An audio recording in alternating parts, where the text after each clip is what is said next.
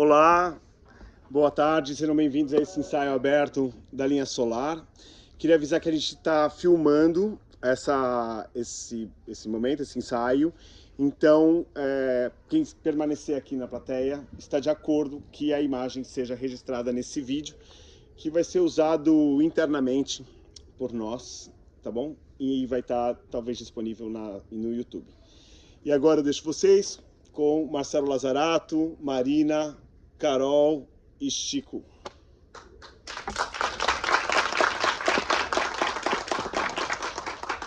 Obrigado. Então, o que a gente pensou aqui fazer é, a peça, como vocês sabem, estreou ontem, certo? Então fazer um ensaio aberto é meio esquisito de uma peça que estreou no dia anterior, certo? Meio esquisito, né? Então, o que a gente achou mais bacana fazer é contar um pouco do processo e mostrar umas 3 cenas com comentários. O que vocês acham? É fofo. É uma maneira... Eu demorei 2 horas para chegar aqui, moço. Pelo amor de Deus. Eu fiz só 15 minutos. Não, demora mais que isso. Não, você entendeu, né? Depende da conversa. A conversa fica de longe. Então, a linha solar é um texto de um autor, hoje polonês, mas originalmente russo, chamado Ivan Vilipaev, contemporâneo. Ele deve estar hoje em dia com seus 54 anos, mais ou menos. Ele vive na Polônia hoje em dia, ele é um exilado da Rússia. É um autor que tem uma trajetória interessantíssima, com uma dramaturgia bastante enviesada, inusitada. Não é uma dramaturgia comum. Vocês vão ver aqui pela amostragem um dos textos dele, né? A Carol é bastante conhecedora da dramaturgia dele, porque ela viu algumas peças e já viu quase todas as peças dele. E nessa versão, nessa montagem, a gente resolveu tirar a peça de saída de um suposto realismo que o texto se apresenta. Então, o texto se apresenta como uma discussão de casal numa cozinha de um apartamento, de uma casa. Uma longa discussão. São desde as 10 horas da noite discutindo e a peça começa às 5 da manhã. Então eles estão discutindo desde as 10 da noite, 7 horas de discussão ininterrupta, e assim continuarão. Numa cozinha. Quando eu li o texto, agora me passou esse texto, para vocês terem uma ideia, em 2020, 6 anos na batalha para conseguir trazer a público o trabalho de teatro, eu vejo a nossa dificuldade, a nossa resistência também, a nossa insistência. É louvável isso. 6 anos para conseguir trazer a público uma peça de teatro. Então, desde 2020, quando eu li esse texto pela primeira vez, eu me encantei, porque o autor tem uma radicalidade de discurso que vai levando essa relação com um certo paroxismo, com os limites, e esses limites se mostraram para mim de maneira cômica. Eu ainda acho a peça bastante engraçada, embora trate temas que não são tão engraçados assim. Que é uma relação, né, entre o casal, no primeiro momento, mas aos poucos você vai lendo a peça, depois a gente foi ensaiando a peça, foi montando a peça, a gente vai percebendo que, para além de uma discussão de casal, a peça trata do problema super contemporâneo, que é a questão da incomunicabilidade. E a incomunicabilidade me parece que é o mal do século, que afeta todas as esferas da vida pública, né? Não só privada. Então sentimos e queremos que a nossa montagem, a nossa encenação consiga olhar para esse aspecto pequeno, comezinho da vida de um casal, mas que consiga, metaforicamente, dizer sobre grandes estruturas, né, que o mundo hoje está sendo acossado, né? As guerras, as intolerâncias, né? De todos os tipos. É isso que a gente pretende com essa peça, por isso que ela está em cartaz. É um dos nossos objetivos. O que mais? A encenação. A primeira coisa foi eliminar a cozinha. No meu processo de imaginação da peça, Se eu vou tirar a cozinha, os objetos, o que fica? Vão ficar uma mesa? Pode ser uma mesa, cadeiras. Mesa, cadeiras. Não, talvez só 2 cadeiras. 2 cadeiras. 2 cadeiras com rodas. 2 cadeiras com rodas. Porque os personagens estão em trajetórias próprias. Então as cadeiras não são exatamente cadeiras, é quase como se fossem eles mesmos, os objetos que pertencem a eles, e são as suas engrenagens, a sua trajetória própria, uma marcação paralela. E aí eu acho que toda a encenação veio na cabeça, e logo dos primeiros ensaios já propus isso para os atores, e isso está até hoje, assim. É uma síntese fundamental do trabalho, essa ideia de que os personagens descrevem trajetórias próprias e que a comunicação entre eles não acontece de maneira direta, quase sempre de maneira indireta ou em paralelo. Parece que eles estão conversando, mas eles estão fazendo quase que 2 monólogos, não é, próprios, seguindo uma vida própria. E a brincadeira da cadeira com rodinhas fortalece essa questão. E aí um espaço vazio, não é?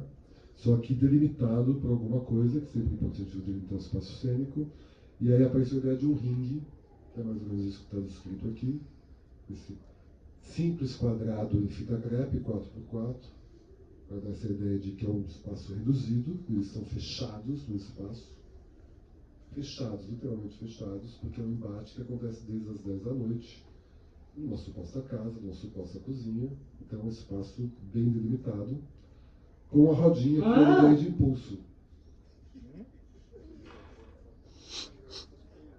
Quem está com o microfone? Quem fez? Você fez esse barulho? Deve ter sido interferência de outros microfones. E veio aqui pra cá, sim?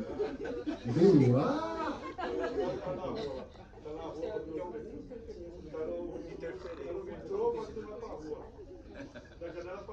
É que eu e Marina estive um tempo atrás no trabalho, eu e Marina Vieira, e aí teve um berro de uma colega lancinante, colocou a gente em susto. E agora eu tomei o mesmo susto que você falou, não foi? Foi sério, a gente está rindo, mas foi sério. A tubarão neurológico, seríssimo. Teve um berro assim, lancinante. É do nada, cara. Mas ainda tem pet que eu vou. Agora nós estamos gelando, né? Ficou molhando. E aí apareceu por fim, conversando com a Simone Mina, que é a nossa cenógrafa, apareceu por fim uma imagem final da peça, que seria a linha solar, né? Como que a gente poderia trazer esse sol para a cena? Né? Tá falando que é só uma pessoa. Será que tem alguém aqui? Eu estou assustado. Nada com Wi-Fi. Não? Tem apresentação nas janelas. Olha! É o fantasma da ópera. Deve estar aqui em cima. É você, Braz, que está fazendo isso? Braz, é você que está fazendo isso. Ai, tá quietinho aí, é? Tem filme de terror também, né? Os palhaços tudo Pois é. terror. Tudo junto. É isso aí. Palhaço terror. E aí na linha solar, esse sol, e aí surgiu essa ideia de um painel que está atrás da cena, vocês não estão vendo aqui agora, está atrás desse pano preto, e vai sendo revelado aos poucos. A primeira ideia foi assim, eu tinha a sensação que enquanto eles estavam presos às 5 horas da manhã, para sempre presos às 5 horas da manhã, a vida lá fora continuava e eles não percebiam isso. E é como dessa ideia de que o tempo está passando fora, enquanto eles estão presos eternamente às 5 horas da manhã. Então, veio essa ideia do telão, e esse telão ia ter uma espécie de movimentação de luz, dando a ideia de que o tempo está passando enquanto eles estão presos. Basicamente isso. A gente manteve um pouco essa ideia, e aí esse telão vai sendo revelado aos poucos, dando a ideia de um nascer de sol, do amanhecer, até que chega no final da peça. Não vou dar spoiler agora, para vocês poderem vir assistir. No final da peça acontece uma coisa especial, que eu não vou contar, que acontece na frente do telão, que reforça um aspecto importante da peça. E ao final de tudo aparece um grande sol. Quem viu aquele filme Melancolia, do Lars von Trier? Vocês viram esse filme? Não tem uma lua que se aproxima assim? Não tem essa lua? Aqui tem um sol parecido. Tem um sol inspirado. É um sol que vai crescendo e que meio que vai tomando conta do espaço. E aí cada espectador tem a leitura que quiser sobre o que significa esse sol que toma conta da cena drasticamente. Mas depois que os atores já saíram de cena.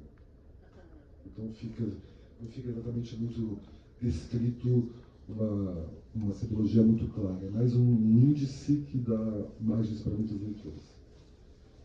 Então esse é o aspecto da encenação. Agora vamos falar pelo aspecto da atuação, começado por Carol. É uma peça que sai, né, não é realista, né, como o Lazzarato falou. Eu acredito mais que os personagens somos mais vozes, então é um jogo total, né, de atores aqui. E o que mais, assim, eu acho que é um jogo da palavra, né?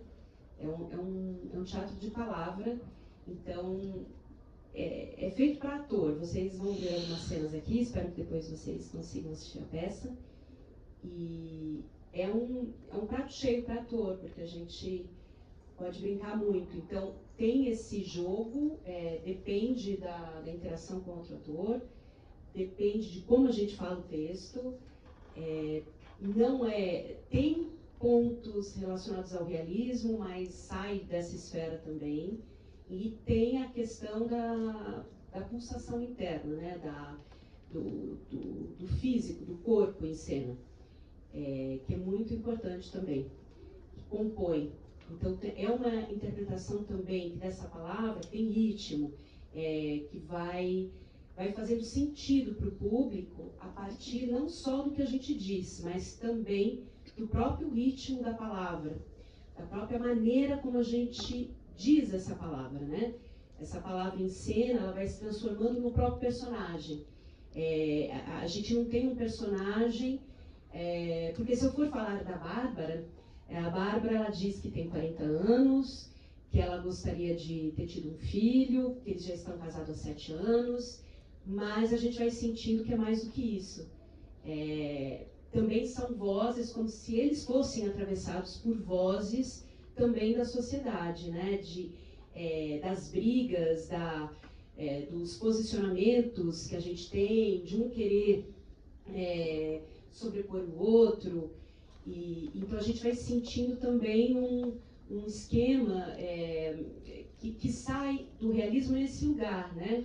Porque são personagens que são atravessados por vozes, eles não são tão identificados com a própria história pessoal, porque também poderia ser, tem uma pessoa que veio assistir, falou, achei muito interessante, poderia ser 2 idosos numa maca fazendo, e daria muito bem também para fazer. Então não tem uma identificação tão grande com a história pregressa, né, desses personagens, e mais e é um jogo, então é um lugar, é teatro e o barato é isso. Só que a gente também aqui, muitas vezes a gente rompe, né, assim, no sentido talvez não é brechtiano, né, porque é um outro tipo de teatro, né, mas a gente rompe com a questão da ilusão teatral algumas vezes. Isso também traz uma outra reflexão para o público a partir disso, né? Desse jogo de ilusões, né? O ator é o personagem é real ou não é real. Então, tudo isso dentro dessa atuação. E é isso, é uma delícia fazer, porque é um jogo, e também jogar com Chico Carvalho é muito, muito empolgante. É empolgante. Antes da palavra para você, eu vou perguntar para a Marina. Marina, quando você lê o texto, depois a Marina Vieira, atriz, ia ser direção desse trabalho, e ela tem comentários a fazer sobre a leitura, e agora o final, o que você acha da peça? É a primeira vez que o Marcelo me mandou um texto, falei isso agora pra ele. Eu não gostei muito do texto. Eu achei o texto um pouquinho chato, na verdade. E eu estava falando com ele sobre isso agora, porque agora, passados alguns meses no trabalho, eu adoro o texto. Gosto muito. Mas acho que isso tem a ver com o tempo junto com o texto, e você vai percebendo mais sutilezas do texto, outras questões que também aparecem na relação entre os personagens, que quando você está lendo sozinho em casa, ficam mais escondidas, não aparecem tão claramente. E eu acho que é um texto muito rico, muito cheio de metáforas e imagens que vão se construindo nessa relação, mas que você tem que estar bem atento nele. Se você passar por cima, quiser só pegar a primeira impressão, você pode ter uma leitura meio rasa dele. E aí ele pode parecer só uma briga de casal superficial. E não é disso que se trata. Então, foi muito bom fazer esse trabalho, assim, até um aprendizado de paciência com o material. Porque até ontem eu pensei nisso quando eu estava vendo a estreia. E, cara, tem muita coisa que eu escuto nesse texto e que de primeira eu diria, nossa, eu nem concordo com essa ideia. Mas não se trata de eu colocar o que eu concordo ou não em cima de um material que existe, mas de deixar alguma coisa acontecer entre o que eu penso e o que esse material me traz. E não querer botar o material abaixo de mim, né? Então, acho que é isso.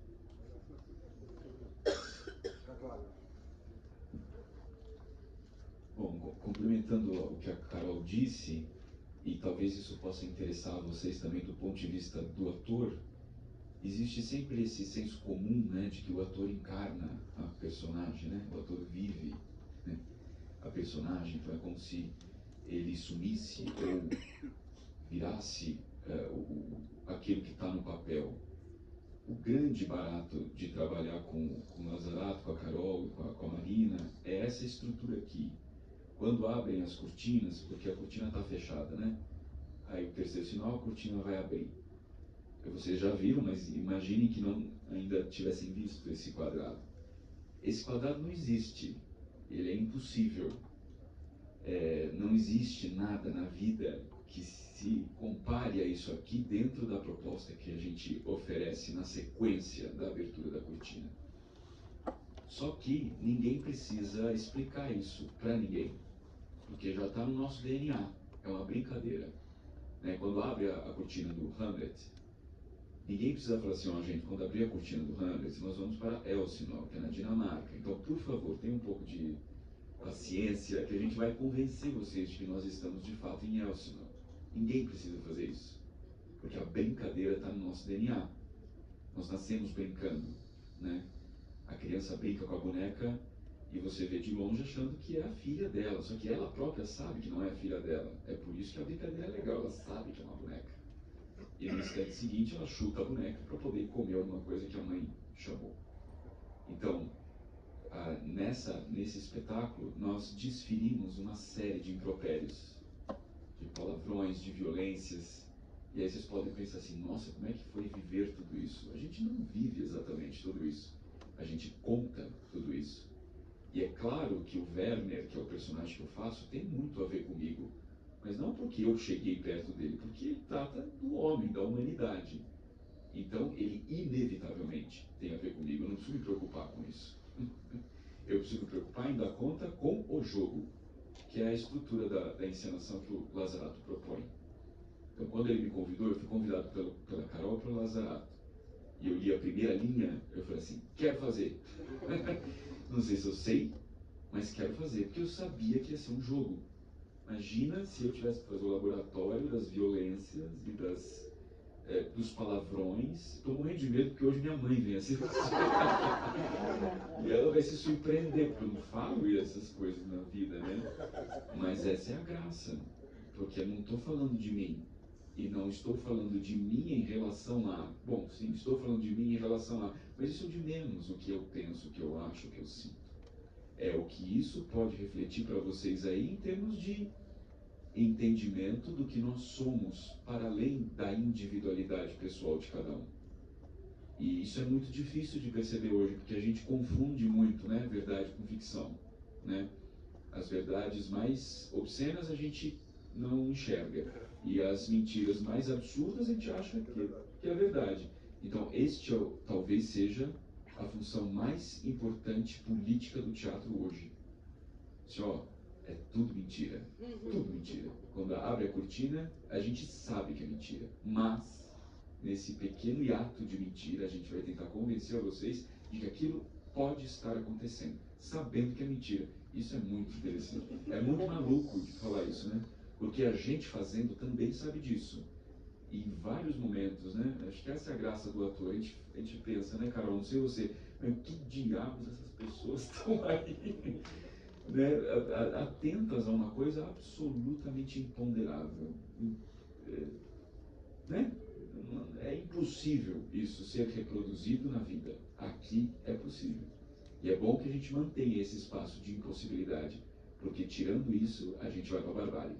Se tudo é real, se tudo é concreto, se tudo é literal, como a gente está na esquina, né? Estamos aí, tá faltando um passinho para cair no precipício. Aí a gente vai para o pior tipo de autoritarismo. Você tira o imaginário, acabou. Então é bom que a gente mantenha esse espaço sempre vivo, porque eu não sou esse que vocês vão ver eu fazendo, fingindo ser. Mas também sou. Então essa esquizofrenia que o teatro propõe, que a encenação propõe, que a gente tenta executar noite após noite.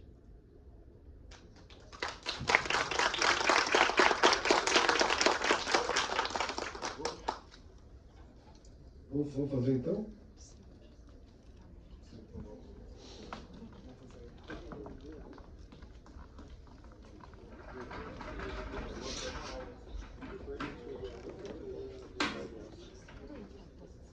Pode aqui, pode aqui.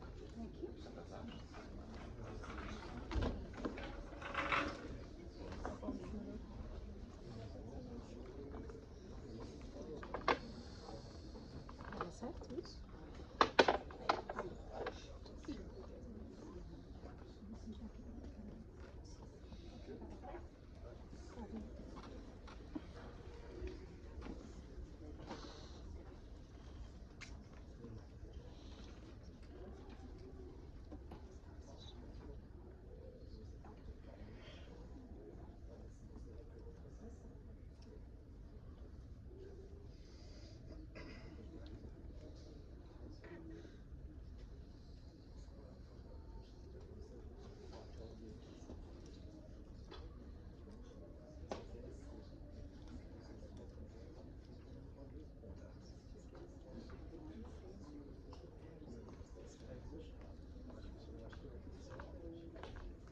Eu paro, tá? Marcelo. Vocês vão fazendo aí. Marcelo. Se estiverem gostando, vai deixando. Né? Isso, pode ser. Marcelo. Isso. Já gostei, entendeu? Eu vou sair daqui. Já começar do início. Agora na peça inteira, quando eu vou embora. Não, quando vocês voltarem à noite, vem com tudo, com luz e tudo. Mas não tem mais ingresso. Acabou o ingresso? Acabou tudo esgotado, não vou comprar mais nada. É, esgotado. Fica lá no fundão. Ó, se tiver lá no fundão, ó. Lá no fundão. Ela é bom também. A Viviane sempre vê de lá, né, Vivi? Lá no fundão, lá. Lá que tem lá no fundão. Vamos lá?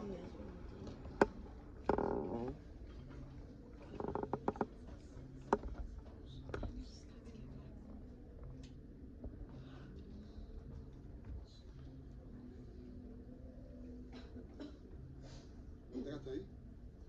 Quem?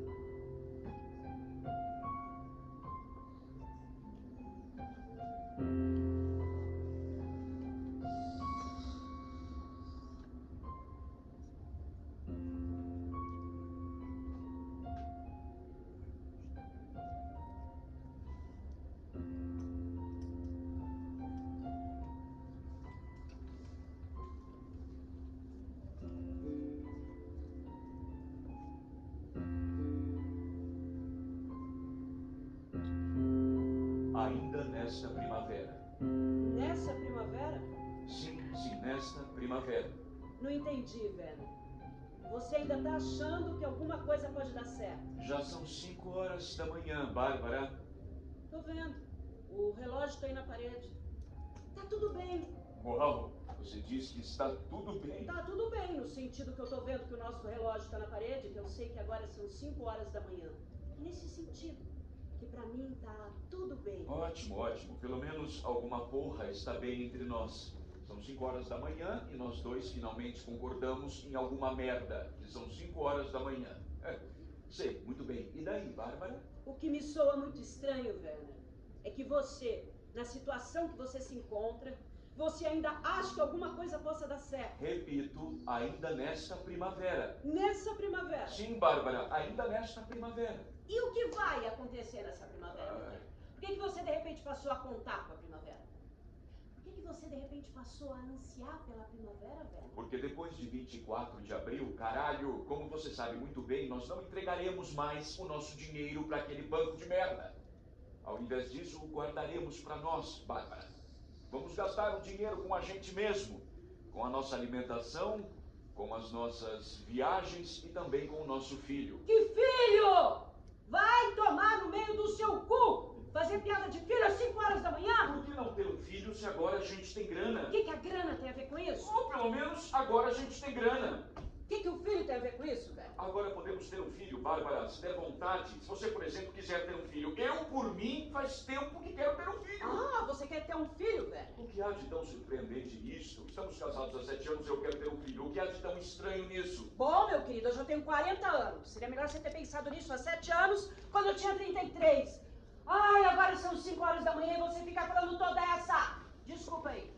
Bosta! Que é pra me irritar e desviar da nossa conversa, que aliás não termina nunca, porque ninguém quer ceder, ninguém quer ir embora, apesar de já ser 5 horas da manhã. 5 horas da manhã, velho! Eu vejo que horas são, Bárbara. O relógio, como você disse, está lá na parede, então tá tudo bem. Então tá tudo bem. Caralho, como assim? Então está tudo bem. Porque a gente não deve esquecer dos outros, meu querido. Você não precisa ficar olhando fixo para um único ponto. A porra do seu próprio cérebro. Retirar lá do fundo dele toda uma série de informações inúteis, lançá-las para tudo quanto é canto, preencher com elas todo o espaço em volta. Não dá para se aproximar de você, velho, porque você já fede a 1 quilômetro de distância a autoinformação. Quando você é assim, você é assado, quando você é. Você entende? Querem falar com você, mas você se fecha com toda essa informação a seu respeito. Impossível passar no meio de toda essa informação. Impossível entrar em contato com você. Porque desde a primeira tentativa de penetrar em você, a gente fica esmagado com toda essa informação a seu respeito. Com quem eu devo falar, velho? Com quem eu devo falar? Com a sua ficha cadastral? Eu não quero falar com uma ficha. Eu quero falar com você, eu quero falar com você, querido. Não com informação sobre você. Ah, são 5 horas da manhã. Isso aqui já começou a feder a filosofia. Agora você vai trazer para a conversa os seus filósofos prediletos, não é? Só te sobrou começar a citar, vamos ver aqui, deixa-me ver, Kant, Jung, Heidegger. Vamos lá, qual deles pode ter dito alguma coisa sobre nós? Então, o que Jung disse sobre como deveríamos nos comportar às 5 horas da manhã, quando não conseguimos parar desde as 10 da noite e estamos destruindo um ao outro e não conseguimos chegar a nada, mas também não vamos, cada um para a sua cama. Então, o que caralho o nosso Jung fala sobre isso? Para de bobagem, velho. E Kant? Para de bobagem, velho.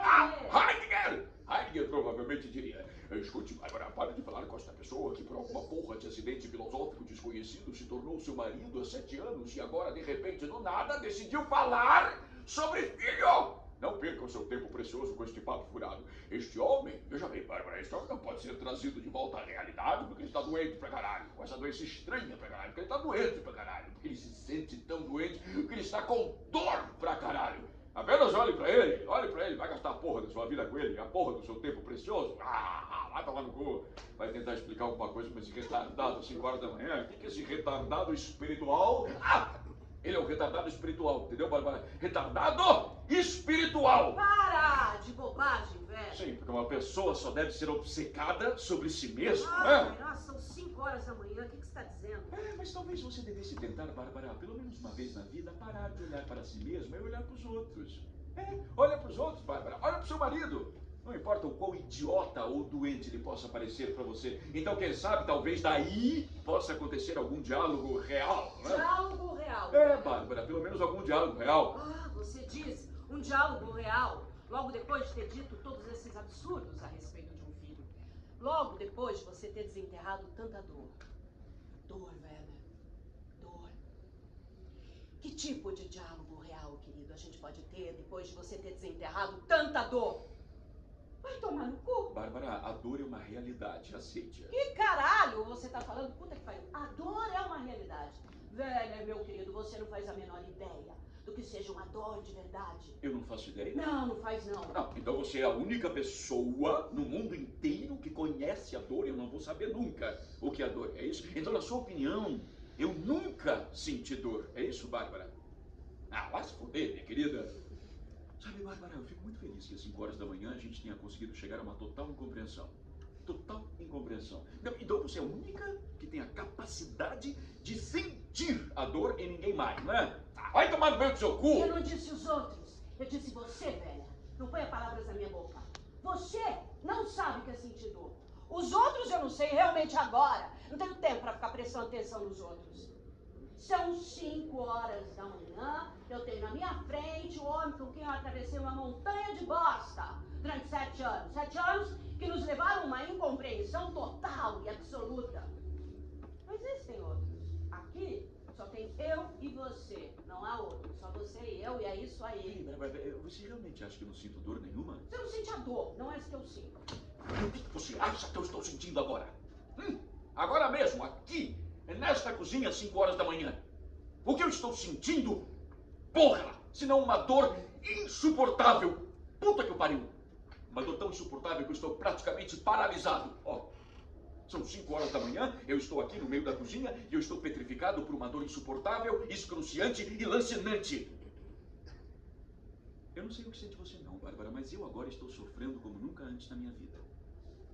Sim, porque 7 anos da vida debaixo do mesmo edredom que você resultaram só numa total e absoluta impossibilidade de compreensão. Caralho! Total incapacidade de compreensão. Isso ainda não é dor. Isso é muito pior do que qualquer dor. É uma total incompreensão de tudo. E daí? E daí? E daí? A única coisa que eu espero é que depois de 24 de abril, quando não precisarmos mais pagar este empréstimo, as coisas fiquem um pouquinho mais fáceis para nós. Um bebê não vai aparecer assim, só porque a gente não vai pagar mais o empréstimo. Mas ele poderia aparecer se você quisesse, né? Como que eu posso querer? Você tá louco?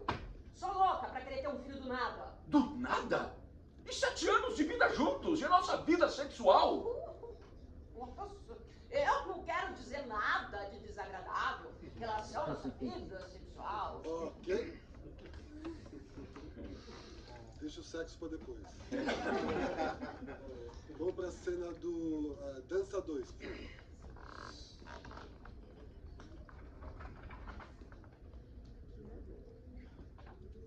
Já aqui? Um pouquinho mais perto. Isso.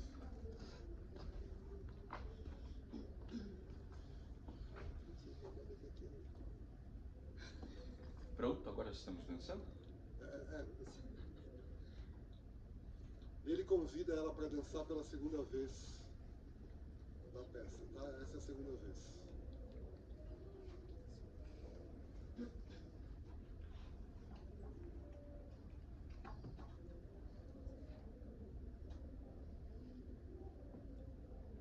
Pronto, agora nós estamos dançando. Ai, que gostoso!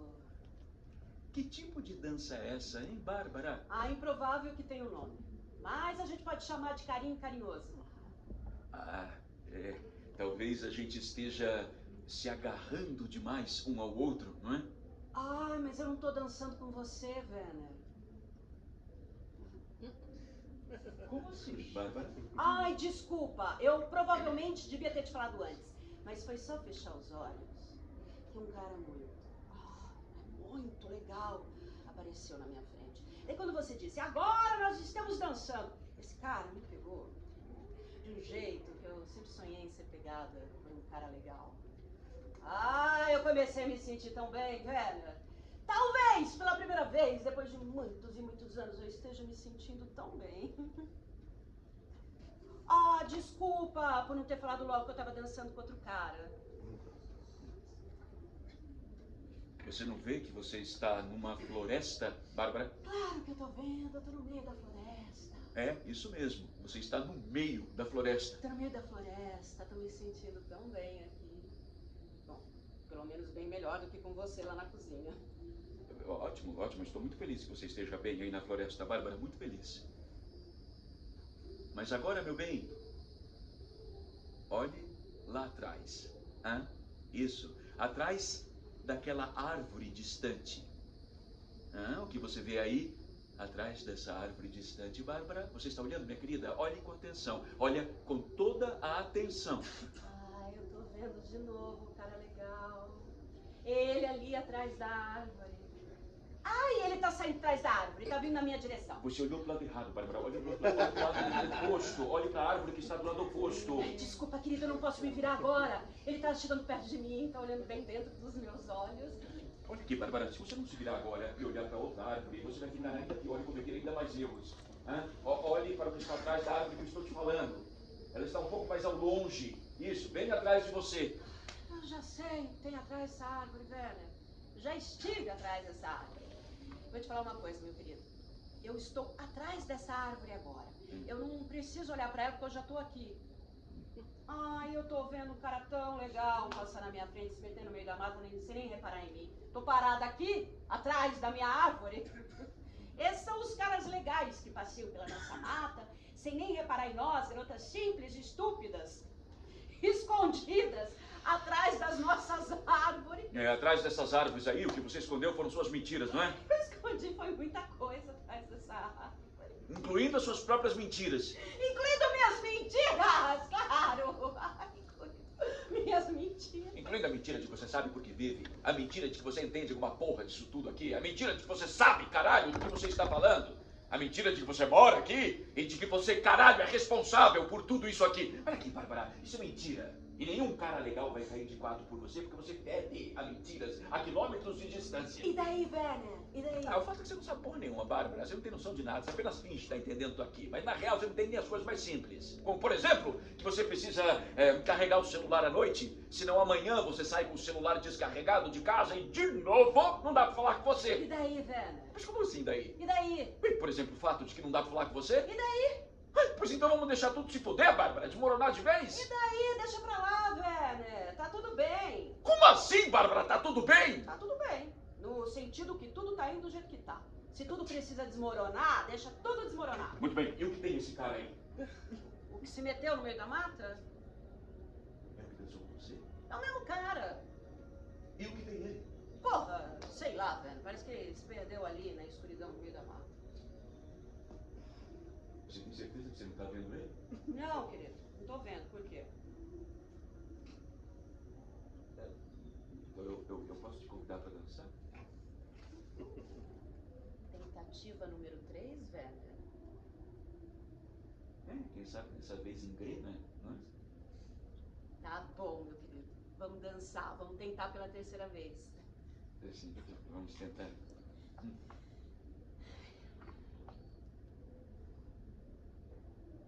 Uau! Uau! Eu não esperava que você partisse pro beijo tão rápido. Por quê? Faz tempo que não nos beijamos assim. Desculpa, Bárbara, não dá pra falar com você agora porque a gente tá se beijando pra valer. Werner. Foi você que começou.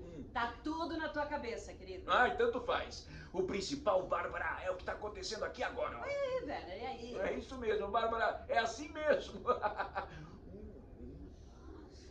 eu não sabia que você beijava tão bem. Onde foi que você aprendeu isso?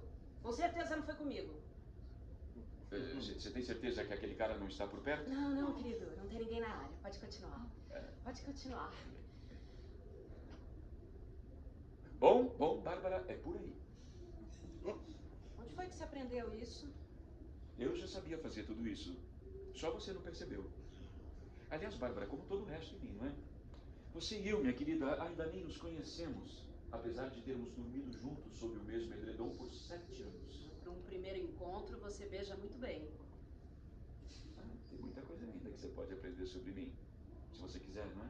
Bom, digamos que eu queira, Werner. Digamos que eu concorde em tentar mais uma vez? Mas vai ser pela última vez, né, querido? Ah, tá bom, pela última vez. É porque já são 5 horas da manhã, tá mais do que na hora da gente chegar numa conclusão. Ou então cada um vai pro seu quarto. Sim, vamos tentar chegar a alguma coisa pela última vez. Última vez, Werner, última. Sim. Ok. Agora vamos para a cena das cadeiras, por favor.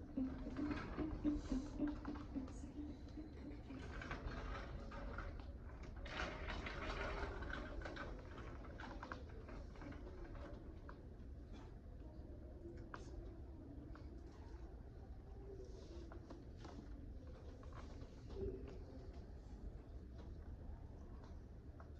irmos cada um para o seu quarto. Bom, talvez seja hora de irmos cada um para o seu quarto. Acho que estamos cansados demais para uma conversa que vale a pena. Eu não posso ir embora, querido. Por que não, Bárbara? Você pode ir embora, Werner? Mas será que eu consigo pensar de uma maneira construtiva? Essa é que é a questão. Para com isso, Werner. Às 10 horas da noite, quando essa conversa começou, você estava entendendo bem menos do que agora. O problema é que parece que finalmente eu perdi a resposta para a pergunta: o que eu quero, hein? Para que estamos falando sobre tudo isso das 10 horas da noite até as 5 horas da manhã? Para quê, Bárbara? Para chegar em algum acordo. Acordo? Qual acordo? Você poderia definir esse acordo em 2 ou 3 frases? Claro que eu posso. Em 2 ou 3 palavras, tá bom? Acho que eu posso, Werner, mas olha aqui. Porque senão, como sempre, você vai começar com esse seu interminável sermão. O que você falou? Quando foi que te deu um sermão? Esses 7 malditos anos, tudo que eu tenho feito é uma dissertação interminável, ininterrupta sobre o sentido da vida. Bárbara! Eu posso dizer uma palavra, porque você me interrompe. Eu estou interrompendo você, minha querida. Sim, quando você liga esse seu rádio aí, não há nada no mundo que eu Eu possa calar, dizer não é? uma palavra porque você me interrompe a cada segundo. Ninguém consegue te impedir de falar, Bárbara. Quando você começa a falar, você não vai se acalmar nem parar até ter dito tudo. Werner, que porra você está dizendo? Você não me deixa falar e aí Você não consegue parar de falar, Bárbara. É por isso que você não repara no seu interlocutor. Porque você não tem não ideia. reparo no meu interlocutor, já você... Você exige que seja ouvida, não é? Mas você mesma. Nada, só não quero... Você não enxerga com quem você está falando. Não enxerga. Interrompida. Você é cega, você é completamente cega. E você é surdo! Completamente surdo! Para! Uma conversa entre um surdo e uma cega às 5 horas da manhã! Porra! Vai se fuder, Bárbara.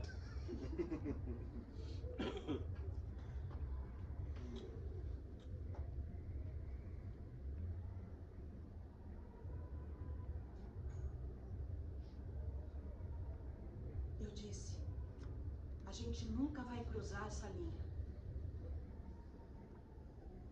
Talvez nisso eu concorde plenamente com você. Pelo menos em alguma coisa a gente concorda. É mesmo. Pelo menos em alguma coisa? Vai tomar no cu, Bárbara. Pelo menos em alguma coisa. Não. Tem outra coisa. Eu não gosto de animais de estimação. Como se eu adorasse, meu querido. Eu sei, Bárbara. Foi por isso que eu falei de animais de estimação. Eu sei que você também não gosta de animais de estimação, assim como eu. Ah, mas um hamster branco eu até teria. Assim como eu, Bárbara. E daí um dia qualquer, cortaria a cabeça dele, cozinharia ele e faria uma salada de carne de hamster com alface e creme de leite. Eu comeria uma salada dessas com todo prazer. Ah, para, velho. Você odeia alface. Mas eu adoro hamsters, Bárbara. Vai, dança um foxtrot comigo, querido. Melhor um tango, minha querida. Vai, velha, vai.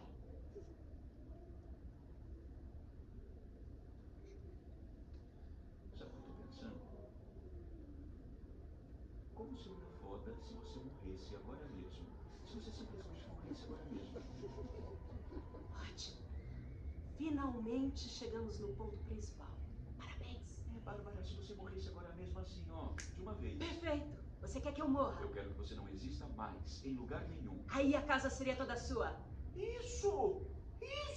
Chegar bêbado e feliz da vida à noite e você não tá em lugar nenhum! E a casa é toda sua!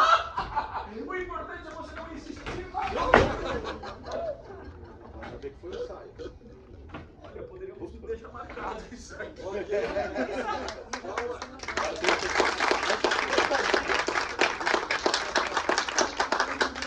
Pior foi pra ela, hein, tadinha. Essa é a primeira vez que acontece isso. Travou. É vocês, isso, especial essa cara, né? Não, mas ele não machucou não, tadinha. Machucou alguma coisa aí? Machucou? Não. E a rodinha tá boa? Tá salvo? Tá. Sobreviveu. A gente ia fazer até aqui, vamos conversar um pouquinho? Rapaz do céu. Rapaz do céu. O microfone tá com você, Marcelo? Tirando o hamster. E é lógico, o assassinato da mulher, né?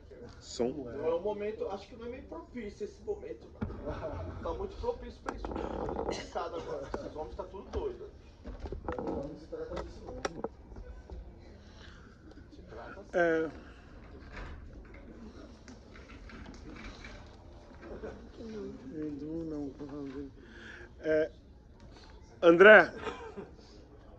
André, libera esse outro aqui, ó. O outro tá com quem? Tava com a... Os palhaços falou aqui. Tava com a... Laís. Vamos ver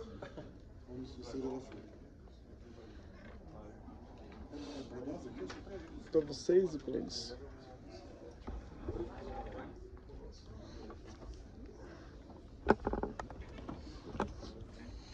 Bom, na verdade a ideia é que agora, a partir dessas cenas que vocês viram, a apresentação que eles fizeram, vocês perguntem algumas coisas para eles. Tem algumas, se vocês tiverem alguma dúvida, algumas curiosidades, esse é o momento. E eu vou passar o microfone para vocês perguntarem. Eu só sair daqui. Na Copa dos Leões. Olha a pergunta que eu vou te fazer. Pode fazer aqui no microfone, por favor? Obrigado. Primeiramente, boa tarde, parabéns para vocês, porque a gente já entrou na história, né? Então, já estão fazendo um ótimo trabalho e obrigado pela oportunidade. Você, como mulher, nós estamos vivendo um momento, assim, não sei nem descrever, não há adjetivos para descrever o que os homens estão fazendo com as mulheres, né? Como você se sente mediante quando ele fala aí que é a sua morte? Nós estamos sabendo que nós estamos vivendo na sociedade feminicídios a cada uma hora uma mulher está sendo morta. Aumentou muito as estatísticas. Então, você acha que é um momento adequado para se colocar isso numa peça de teatro?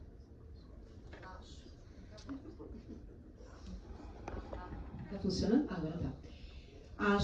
Eu acho que se a gente pega por esse ponto de vista de um teatro, né, fazer a gente refletir com as questões sociais, eu acho que ele tem que mostrar o que está acontecendo na sociedade e não esconder. Eu acho que quando a gente esconde algo, aí vira o problemático, né? Vira um problema. Eu acho que a gente tem que abrir a discussão para que as pessoas saiam daqui conversando a respeito. Por isso e isso existe, como você mesmo citou.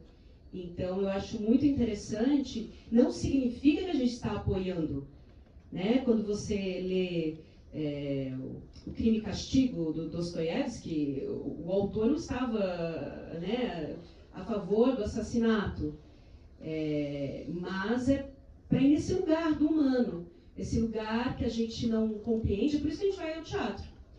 Porque a gente não assiste filme, não assiste peça, que esteja tudo na paz, né, digamos assim. Nós nos interessamos por questões que nos colocam em xeque, que causem conflito. É por isso que a gente vai, porque senão seria também bastante desinteressante, né? Então é isso, é o que nos move, que eu acho que é interessante, né, de se mostrar. Nós não estamos apoiando isso de jeito nenhum, né? Você quis se vingar dele quando derrubou a cadeira? Pode ser, né? Pode ser que a Bárbara quis, né? Agora tô pensando. Mas quem se machucou? Eu que mais machuquei, olha aí, olha aí. Vai primeiro que eu, pá! Não, tô brincando, é lógico, é uma brincadeira. Mas a importância de trazer esse desconforto, né? No sentido de... Pode falar no microfone, por favor. Obrigada. E complementando, se me permite, eu tenho a sensação de que é justamente para promover esse desconforto que ele gera, principalmente por ser do gênero masculino, e que também traz um distanciamento no sentido do os homens, e não vocês como coletivo. Nós, homens, promovemos. E daí um pouco desse lugar da desconstrução. E isso é muito importante, porque daí a gente vai reverberando e com certeza traz um lugar de reflexão muito mais pontual em relação à própria ação, né, narrativa, e não só na narrativa. Posso só complementar a pergunta? Só para completar a pergunta, não precisa não, acho. Precisa, por favor. Continuando a cena, o que acontece depois? Só pra gente entender melhor. Só vem. Só um pouquinho, só, a gente merece. Não, porque não é uma história. Eu vi lá de Taboão da Serra, moça, eu demorei 2 horas. Assista hoje. A gente merece, eu não posso. Não tem mais ingresso. Não tem nem mais ali em cima, vocês disseram? Tá esgotado. Só se um milagre alguém faltar aí. Mas então, eu acho que você poderia ficar assim. Pra gente entender melhor o contexto do que está acontecendo. É importante. Olha, eu acho que não é uma história, o principal não é o que a historinha, né, que a gente está acostumado quando a gente vai assistir um filme que tem aquela história que daí o cara fica com a moça, casa e tem um final feliz ou não, eles se separam. O importante aqui é todo esse desenrolar dessas ideias e dessas frustrações. Isso que é o mais interessante, é o jogo, é o momento presente e não aonde vai chegar. Por isso que nem adianta te contar, porque depois disso só tem brincadeira, continua, né? Toda uma piração aqui. Cada vez vai ficando mais para um lado do surrealismo, digamos assim, né? Do absurdo. Mas para refletir o absurdo da vida atual.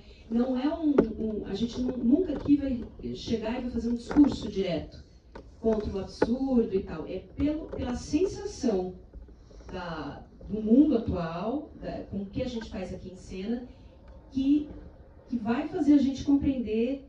É uma metáfora, né? Como que a gente fala muito aqui. É uma metáfora, mas nos sentidos também, para o espectador sentir esse absurdo da época atual, né?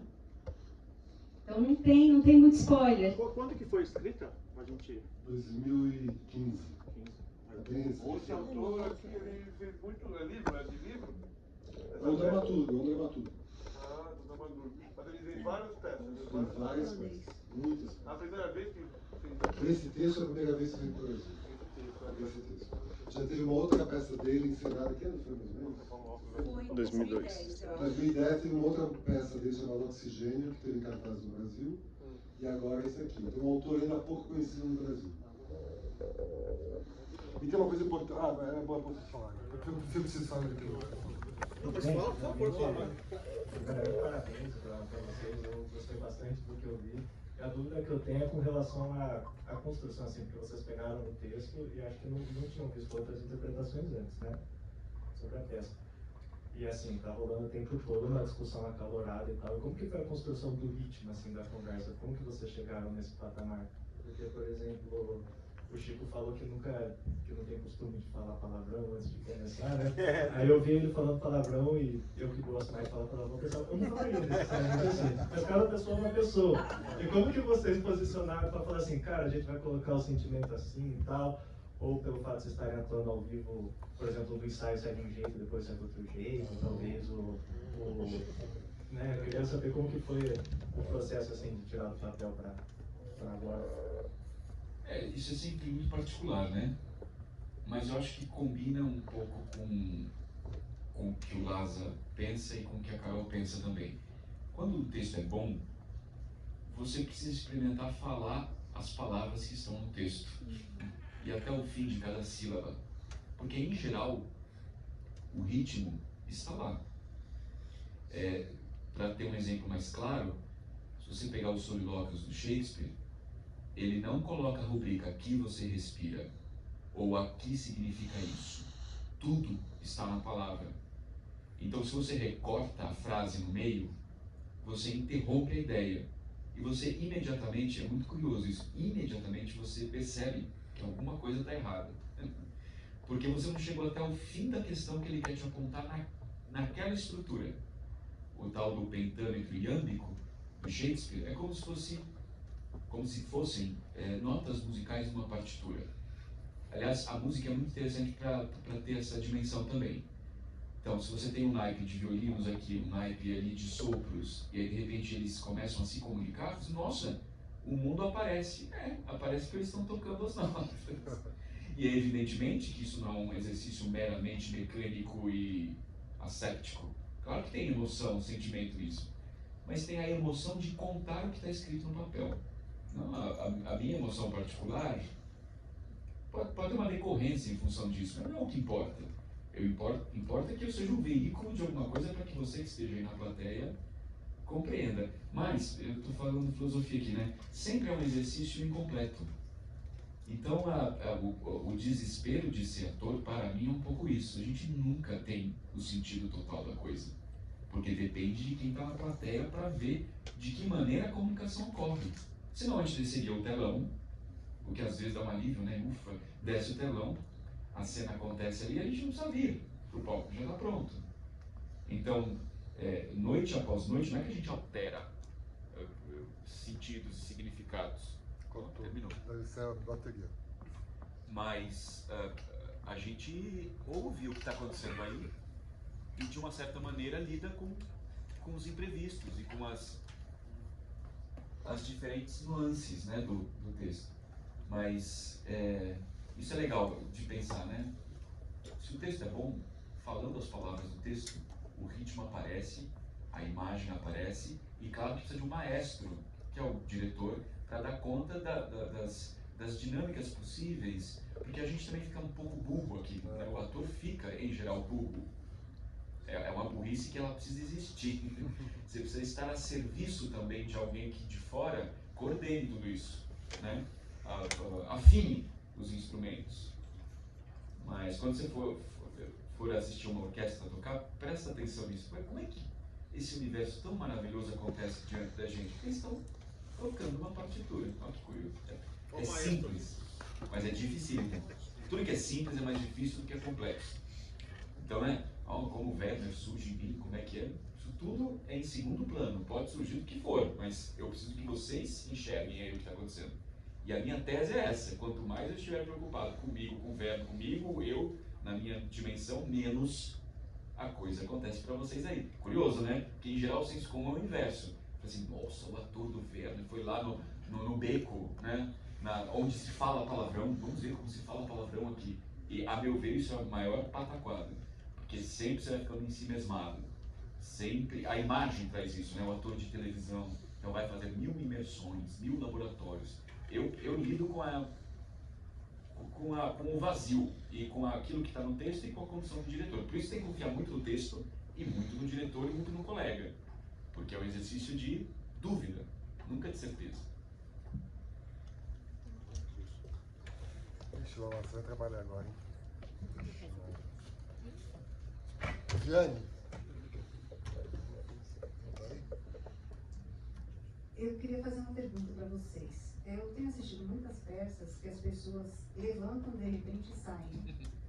E eu gostaria de saber qual é o que vocês, o sentimento, como que é para vocês continuarem no texto, até porque quando são lugares assim intimistas, piora mais a situação. Levanta e sai, a plateia levanta e sai. Ontem foi a primeira vez e não aconteceu. É sempre desagradável, né? Porque eu acho que é desagradável, principalmente porque a gente está numa concentração aqui, e para o público também. Então, né, as pessoas se deslocam a atenção. Mas, imediatamente, eu volto. Mas é mais para esse, pera, o que está acontecendo, né? Deixa eu ver. Daí tem que voltar de novo, né? Eu acho legítimo. Mas seria mais legítimo do que ficar com o celular ligado. Exatamente. Jogando no tigrinho durante a peça. Mas o que eu estou falando é com relação a pessoas que saem porque se incomodam com o tema que você está É com relação a isso.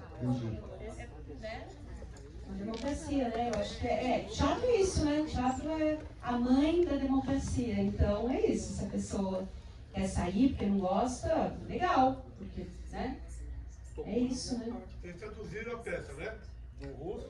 Sim, essa peça foi traduzida Mas do russo. como que os palavrão lá, tem muito palavrão? Muito. E a tradutora, que é uma russa que mora aqui no Brasil, ela disse que os palavrões lá são terríveis. E ela acha que tinha que ser mais violento ainda. Deu uma amenizada aqui. Deu uma amenizada aqui.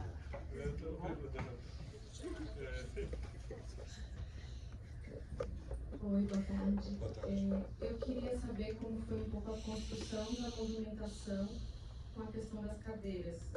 Então, o que vocês... Porque eu imagino que no primeiro momento é mais livre, depois vocês vão trazendo isso para uma dança de movimentação. Eu queria entender um pouco como foi isso de vocês.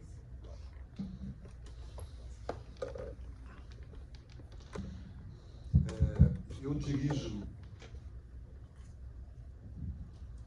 Eu já posso dizer que é um jeito próprio, assim mesmo. Assim. Talvez por eu ter ter sido criado como criança, como jovem no mundo dos esportes coletivos, eu desenvolvi uma noção espacial de campo bastante grande. Assim. Aí quando eu migrei para o teatro, fui jovem também, escrevi uma peça que me encantou e eu deixava abandonei tudo para fazer teatro. Isso veio comigo. E aí eu tenho um olhar muito forte para entender vetores de cena. Esses vetores, no espaço, eles funcionam, isso eu fui aprendendo aos poucos, né? Quando o sentido subliminar do personagem se manifesta no jogo relacional. Então, eu meio que entendo que estabelecer uma diagonal naquele momento, naquela frase, naquele ponto, naquele respiro, vai ajudar muito a clarificar o grande sentido que o personagem quer dizer, ou que a cena quer dizer. E aí eu marco toda a cena completamente amparada nos vetores. Numa peça onde os vetores não são tão necessários como nessa, isso já acontece. Mas nessa especificamente, se eu partir da premissa que eu ia criar um jogo entre eles a partir do paralelo e não da interação, eu tinha que construir um sentido cênico, uma movimentação cênica, onde esse não encontro dos vetores fosse a tônica. E aí eu fui marcando o espetáculo de acordo com isso. Não só das cadeiras, mas também dos corpos. Tem cenas que eles só viram o corpo, assim. Aqui assim eles viram o corpo, o outro vira o corpo, e só o fato de virar para cá, esse duplo vetor já aparece e a incomunicabilidade é reforçada. Então foi tudo criado a partir disso de acordo com o momento tal que o personagem fala tal coisa ou que a relação se estabelece de tal jeito. Entendeu? Então foi tudo esquadrinhado desse jeito. Então foi na verdade uma coreografia, porque quando você... Acaba sendo. Porque quando você vai... Um coreógrafo vai trazer a coreografia para os bailarinos, ele já tem os passos todos montados. Então, você trouxe essa movimentação dentro do texto. A diferença só é que eu não tenho isso previamente. Eu tenho que olhar o ator, eu tenho que olhar o ator, eu tenho que perceber a pulsação dele, o entendimento dele em relação àquela palavra, aquele estado psicofísico, somado ao entendimento total, ao superobjetivo da peça, ao superobjetivo da cena. Percebe? É um jogo que eu tenho que ter um olhar apurado para perceber nessa dupla instância. Eu não chego com essa coisa pronta. Entendeu? Eu tenho que perceber, e tenho que perceber, se fosse outro ator, já talvez mudasse o vetor. Se fosse outra atriz, talvez já mudasse o vetor também. Porque eu também preciso deles para me iluminar coisas também, entendeu? É bem bacana esse trabalho. Dirigir é interessante. Boa tarde. Primeiramente, parabéns aos atores. No pouquinho que a gente viu aí foi incrível. Texto maravilhoso, muito, enfim, visceral, não é mesmo? Espetacular. Mas a minha pergunta é para o diretor. Os seus cortes feitos ali atrás causaram em mim uma impressão muito interessante, no sentido de imaginar aqui uma coisa bem doida mesmo, do diretor. Claro que o autor cria os personagens, as falas, etc. Tal, Então ele exerce meio que essa função de criador, né? Um Deus ex machina, que nós vamos chamar assim. Mas eu acho que é o diretor que dá essa conformação de sinfonia que o Chico trouxe há pouco, né? Tudo começa como uma barafunda, mas de repente vai virando aquela harmonia de palavras, de movimentos, enfim, tudo. Mas aquele corte do diretor é como se ele fizesse aquele controle. Eu não queria usar muito esse termo do controle, mas ele é um Deus ex machina que controla esses personagens ali em cena para que eles consigam traduzir com seus corpos a cena que o diretor quer, porque foi isso que eu senti ali no seu corte. No sentido até lacaniano mesmo, né, de cortar naquele significante que vai deixar o paciente puto da vida, mas ele vai voltar porque ele quer falar sobre aquele seu sintoma, sobre aquele seu, enfim, né, sobre aquilo que o diretor, no caso o analista, fez no corte da sessão, e você fez no corte da cena para deixar em nós a falta. Eu gostei muito, eu queria que você falasse um pouco sobre esse papel do diretor em transformar a cena. Eu acho que é inegável, mas é mais complexo do que isso. Eu acho que eu entendo o trabalho da direção como mais uma função, e não como uma determinação. A função que o diretor, qualquer diretor tem, é sim orquestrar, né? Cuidar, reger de algum modo, né? Enfatizar aspectos. Gosto desse termo. Uso bastante, inclusive, esse termo. Nos meus livros eu falo muito disso, de ênfase. Tudo é uma questão de ênfase. Aonde você coloca a ênfase? Está tudo posto, né? Está tudo posto. Onde você enfatiza, você ilumina algum aspecto. E o papel da direção, até por ser um olhar de fora, ele ajuda a reforçar essas ênfases. Mas é uma função dentro de um todo, porque se trata de um jogo relacional. E é uma arte coletiva. E o teatro é de fato, uma arte coletiva. E o diretor tem a função X, o ator tem a função Z, o iluminador tem a função Y, o cenógrafo e o figurinista, e assim vai. Né? Temos funções. É claro que o diretor carrega consigo, pela sua função, a obrigação de cuidar e ver tudo o tempo inteiro. Que deixa a gente careca. É bastante exaustivo. Ele está com a direção? Você tem que lidar com todas as coisas simultaneamente, mas faz parte da sua função, entendeu? E aí, se você entende pela função, não pela regra, você não é exatamente um controlador. Por isso que eu gostei quando você falou que você não queria usar o termo controle, porque se trata disso mesmo. Não se trata de controle, mas sim de articulação e de botar as ênfases nos lugares certos. Né? Por isso que é uma função. Tá? E aí sim, se o diretor se entende como função, ele preserva no ofício teatral o seu sentido primeiro de ser uma arte coletiva. Porque é uma arte coletiva. E nós temos que reforçar isso diariamente. Porque vivemos um mundo muito individualista, muito individualizado, e esse espaço é um espaço sagrado, no melhor sentido dos termos, porque aqui sim há um encontro de diferenças. Há um encontro de diferenças. As pessoas são diferentes. E elas constroem juntos um único sentido. É de uma beleza, é de uma sofisticação, e é de uma complexidade isso, entendeu? Por isso tem que ser muito valorizado. E por isso que o teatro deveria ser matéria pedagógica do ensino, desde o pequeno, desde as criancinhas até a faculdade. Todo mundo deveria fazer teatro. Porque é assim uma lição de cidadania. O trato com as diferenças que o teatro promove por ser uma arte coletiva.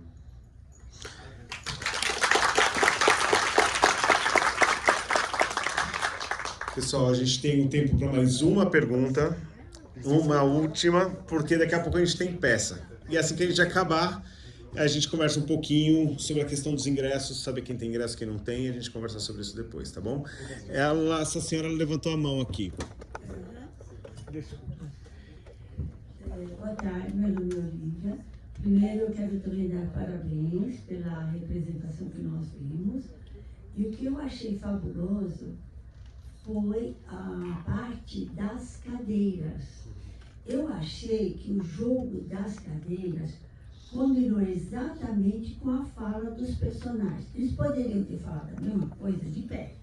Indo para cá, indo numa ponta, voltando na outra. Não, não seria a mesma coisa. Não seria. Eu acho que quando as cadeiras vêm para lá, vai, outra vai para lá, volta para cá, não sei o quê, combina com o texto e vira de costas também, combina com o assunto que estava pegando de pé ficaria mais arroz com feijão, vamos dizer assim, arroz com feijão. Outra coisa que eu queria falar, rapidinho, desculpa, foi falado, por exemplo, quando sai uma pessoa, né, do auditório, alguém sai da peça, etc. Então foi falado assim, por exemplo, ou porque o teatro é democrático, ou também porque a pessoa se tocou com aquilo que está sendo mostrado e a pessoa não quer mexer nessa ferida. Então eu lembrei do Machado de Assis, que ele sempre dizia que no teatro tem mais dramas na plateia do que no palco. Certíssimo. Machado é sábio. Então, era isso que eu queria. Arrasou. Ó, o último, vai lá, o comentário. Não com o microfone, por favor. É comentário, não é pergunta. Oi, meu nome é Marcelo Novaz, eu sou dramaturgo, né? Eu escrevi umas 14 peças. E é muito louco, né? Como as ideias estão aí soltas, né? A gente pega. Há 3 anos eu escrevi uma peça chamada Que Restou do Nosso Paraíso, que era sobre um casal que passa a noite inteira fazendo DR. E começava com os dois numa gangorra. Dependendo do que estavam falando, um estava embaixo, outro estava em cima. E eu achei muito louco isso, porque tem muita coisa que tem a ver com o meu texto. Ela não queria ter filho, ele nunca quis, na peça e tal.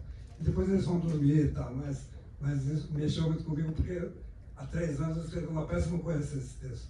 Muito louco. Né? São as consonâncias. E aí, tá bom. Isso aí. Deixa eu fazer uma última para você. Quem manda é ele aqui. Rapidinho. Aqui é interessante que ele tem muita gente de teatro, né? O que você diria para aqueles diretores que estão começando agora?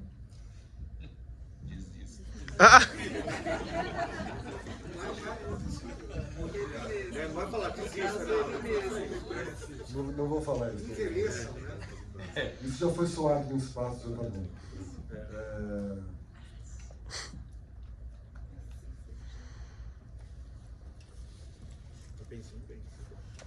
É que são muitas coisas, né? Eu tô querendo ser sintético. Posso gravar? Eu acho que talvez a coisa mais... Eu vou falar estudar, óbvio. Eu posso te gravar? Não, estudar pode. Pode.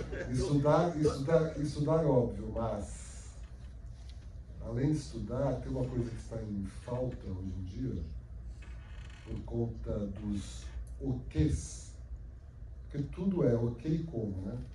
Ou seja, o tema e a maneira que você faz. O como. Tem o ok e tem o como. O mundo hoje está muito preocupado com o ok. Ok, importante, os conteúdos são importantes. Só que a arte é o lugar do como. Né? É a linguagem, é a maneira pela qual. Então acho que é fundamental os diretores, qualquer diretor, que compreenda o seu ofício a partir da linguagem, ou seja, tem que estudar a linguagem. Compreender como que a linguagem cênica é elaborada de diversas maneiras para que essa pessoa possa articular esses elementos poéticos da cena numa linguagem específica. E hoje em dia sentimos falta, sinto eu, só posso falar para mim, sinto falta de um entendimento de linguagem. Por isso que eu enfatizaria isso. Estudem, né, e compreendam o seu ofício pelo como, porque os ok's estão aí. E há um estudo aí, os ok's da humanidade são muito poucos, né? Os temas que a humanidade se debate são muito poucos. Né? Dá para contar das mãos. Alguém contou, mas são 36 temas. A humanidade se debate ao longo de toda a existência em poucos temas. Agora, existem inúmeras maneiras de você, né, debater o tema. Então a gente tem que, nós artistas, temos que cuidar do como, porque essa questão aí. Entendeu? Muito obrigado, pessoal.